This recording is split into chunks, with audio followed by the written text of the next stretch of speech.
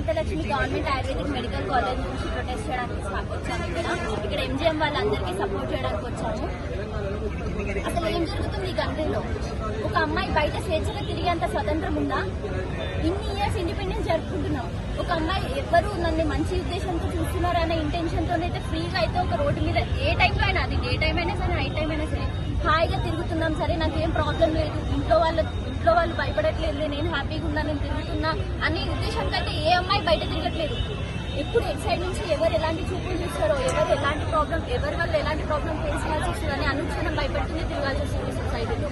అసలు ఏం జరుగుతుంది? ఎట్లా ఎటుపోతుంది అసలు ఈ సొసైటీ? ఎటుపోతుంది?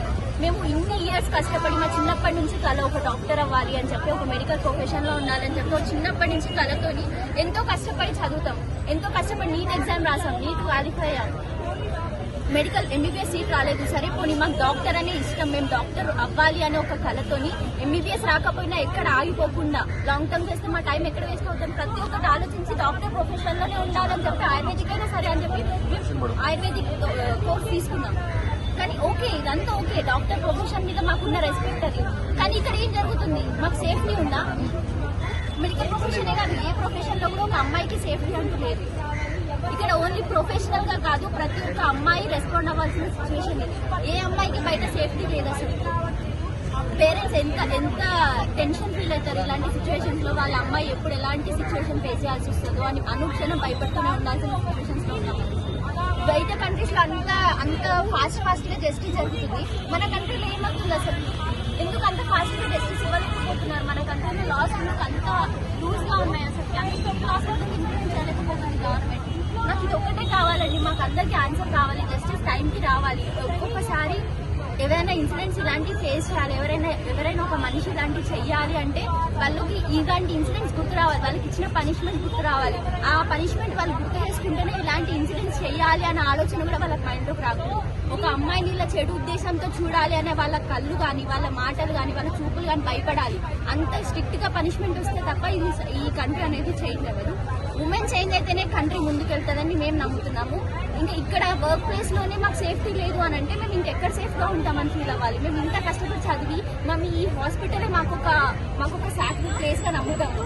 ఇదే మాకు హోమ్ తర్వాత హోమ్ అని ఫీల్ అవుతాం. మేము ఇంత సెక్యూర్ గా ఉండాల్సిన ప్లేస్ లోనే ఇలాంటివి జరుగుతుంటే మేము ఇంకా బయట ఎక్కడ రోడ్ల మీద సరిపోయి రోడ్ పైన ఎవరో చేశారు, ఏదో జరిగింది అని అంటే అనుకోవచ్చు.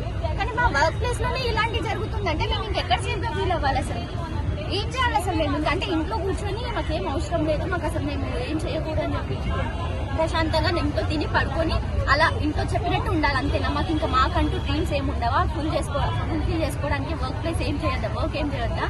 తిని పడుకోవడం వరకేనా? ఎటుపోతుంది అసలు సమాజం అంతా? ఇప్పుడు ప్రాణాలు కాపాడే వైద్యునికే ప్రాణరక్షణ లేకుండా పోయింది. ఇలాంటి సంఘటనలు నిరంతరం కొనసాగుతూనే ఉన్నాయి.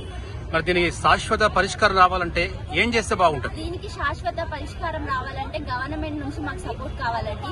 ఓన్లీ డాక్టర్సే కాదు, ప్రతి ఒక్కరు ఎవరైనా సరే ఒక ఉమెన్ కి ఇలాంటి ఏమైనా ఇన్సిడెంట్స్ చేయాలన్న ఆలోచన వచ్చినా వాళ్ళ పనిష్మెంట్ వినగానే భయపడే అంత స్ట్రిక్ట్ రూల్స్ లాస్ అనేది గవర్నమెంట్ ఇంప్లిమెంట్ చేస్తే తప్ప ఇలాంటివి అనేవి ఆగవు. ఇది ఒక్క ఇన్సిడెంట్ తోనే కాదు, రోజు ఎన్నో. అంతెందుకు మొన్న ఇన్సిడెంట్ జరిగిన తర్వాత రోజు ఇంకొక రేప్ జరిగింది.